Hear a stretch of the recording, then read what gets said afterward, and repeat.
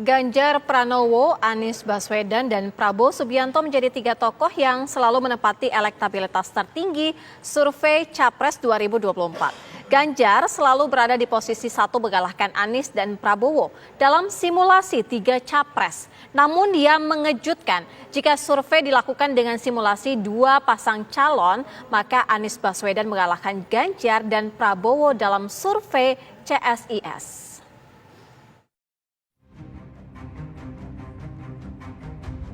Di tengah dukungan dan deklarasi terhadap sejumlah tokoh calon presiden 2024 mendatang, lembaga survei memotret sudah ada 3 nama yang selalu menempati elektabilitas tertinggi. Ganjar Pranowo, Gubernur Jawa Tengah yang mendapat dukungan dari sejumlah relawan masih menempati posisi tertinggi dalam lembaga survei.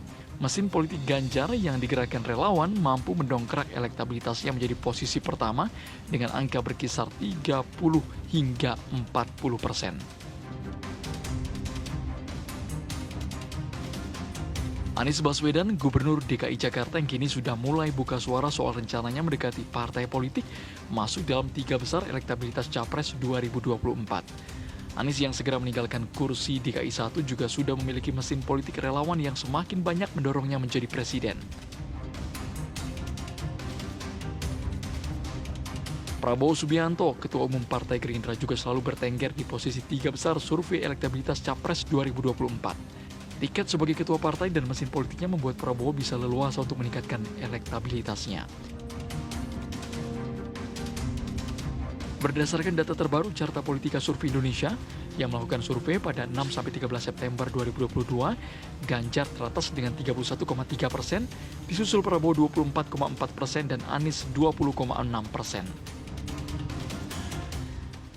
Masih dengan pola yang sama, Mas Ganjar ada di angka 37,5%. Mas Anies Baswedan, Pak Prabowo di peringkat kedua dengan 30,5%, jadi 2 nama ini sudah masuk di angka 30-an%, dan ketiga ada Mas Anies Baswedan di angka 25,2%. Ketika berbicara Ganjar Pranowo, tingkat elektabilitasnya di atas 30%, jauh di atas tingkat elektabilitas dari PDI Perjuangan. Artinya, Ganjar berpotensi menjadi dongkrak dan magnet elektoral dari PDI Perjuangan ketika 2 variabel, orang dengan survei tertinggi dan partai dengan survei tertinggi ini kemudian menjadi satu variabel.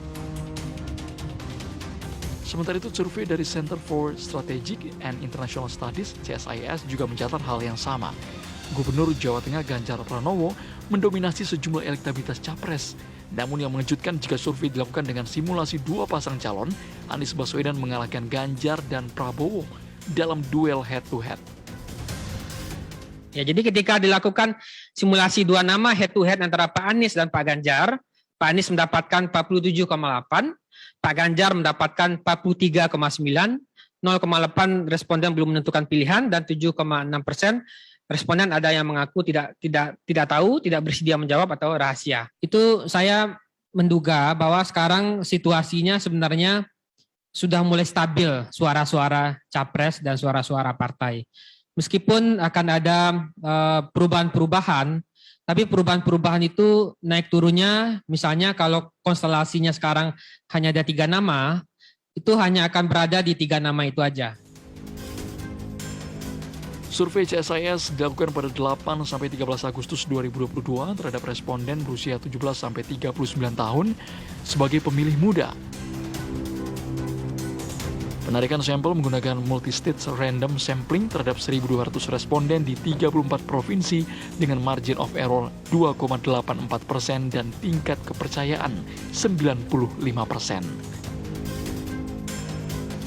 Tim TV One mengabarkan.